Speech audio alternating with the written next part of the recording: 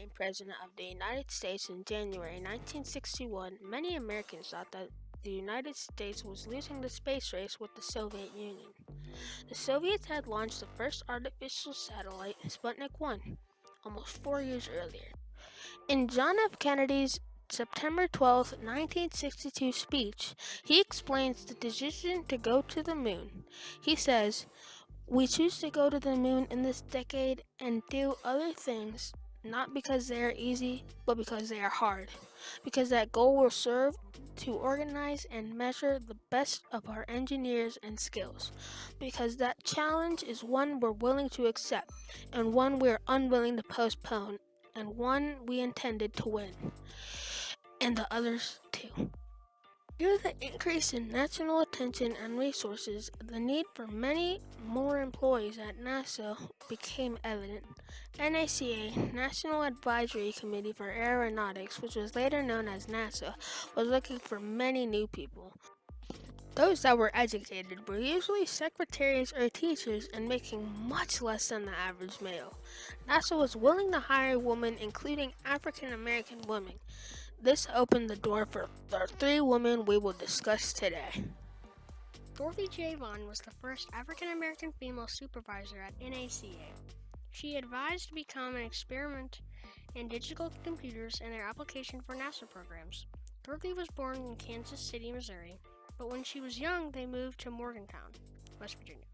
She earned a full tuition scholarship at the age of 19, then later earned a Bachelor of Arts degree in mathematics at Wilbur Branch University, a historical black college in Wilberforce, Ohio. She then became a mathematics teacher at Robert Ross Moton High School, the all-black high school in Farmsville, Virginia. In December 1943, due to the call for workers on the home front during World War II, Vaughan applied at the NACA Langley Memorial Aeronautical Laboratory. She reported to the segregated Black West Area Computers Group. This group was made up of black women who were responsible for mathematical computers for engineers conducting aeronautical experiments. Using slide rulers, mechanical calculators, and film readers, the women of the West Area Computers provided wind tunnel and flight data to the engineers. In 1949, Vaughan was promoted to lead the West Area Computers, which made her NACA's first black supervisor. She oversaw work assignments within the group and was often sought to recommend certain human computers for various projects. She was a strong supporter of all women and the human computers at Langley, and often fought for their salaries to promotions. Vaughan was a supervisor for the West Area Computers until 1958. At the time, NACA became NASA, and segregation was abolished. Her many calculations supported NACA and NASA accomplishments and helped to achieve the aeronautic goals for World War II to the beginning of the space race. Born in 1918 in White Sulphur Springs, West Virginia, Katherine Johnson's love for math was evident from birth. Katherine Johnson loved to count. "I counted everything. I counted the steps to the road, steps to the church, and the number of dishes and silverware I washed. Anything that could be counted, I did." By age 10, Katherine Johnson was in high school. She did so well in her classes, she graduated early from high school, and at the age of 15, she entered West Virginia State College. At West Virginia State College, Johnson's love for mathematics grew even more. One of her professors, the renowned Dr. William W. Schneef-Clater, recognized the bright mind that Katherine had. "You'd make a great research mathematician," he told her, and helped her pursue that path. At age 18, Katherine graduated summa cum laude with a bachelor degree of science degrees in mathematics and French. After graduation, Katherine took a teaching job. At that time, teaching was the only option for her in her community. She left teaching to marry and start a family. One day in the 1950s, a relative mentioned to Katherine that the National Advisory Committee for Aeronautics was hiring. They were specifically looking for African American females to work as computers in what was called their Guidance and Navigation Department.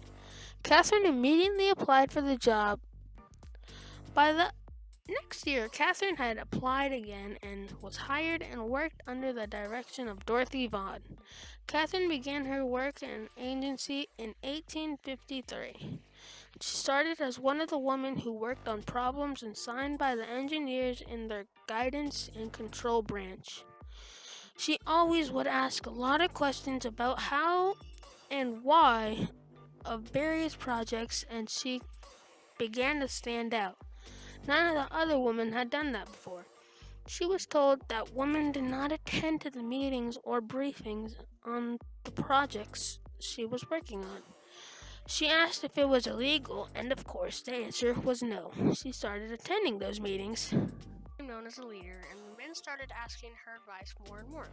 Catherine states, "The women did what they were told to do," she explained. "They didn't ask questions or take the task any further.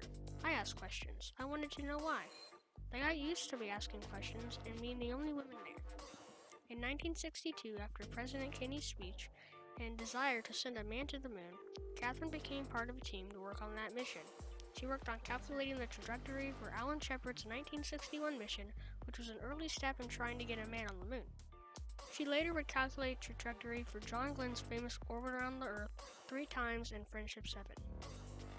In 1969, Catherine helped send Apollo 11 to the moon. She says this is the mission she is most proud of. Mary Jackson, a native of Hampton, Virginia, she graduated from Hampton Institute in 1942 with a dual degree in math and physical sciences. She accepted a job as a math teacher. Before the job at NASA, she changed between a bookkeeper, teacher, and a receptionist. This is what most jobs were like for women at this time. In 1951, Jackson was hired to work in Langley Memorial Aeronautics Laboratory segregated West Area Computing Section. Even at NACA, there were signs that separated whites and blacks. Every day, Jackson was reminded that segregation was still happening. They were forced to work in the base and the airflows around the spacecraft. After 2 years of competing pool, Mary Jackson received an offer to work for engineer Casimir Zakhanerky in the 4-foot by 4-foot supersonic pressure tunnel. These 3 women paved the way for women scientists, especially African American women, for years to come. U.S. Senator Kamala D. Harris said, "Katherine Johnson, Dorothy Vaughan, Mary Jackson, and Dr. Christine Darden made monumental contributions to science in our nation. The groundbreaking accomplishments of these 4 women and all of women who contributed to the success of NASA helped us win the space race but remained in the dark for far too long."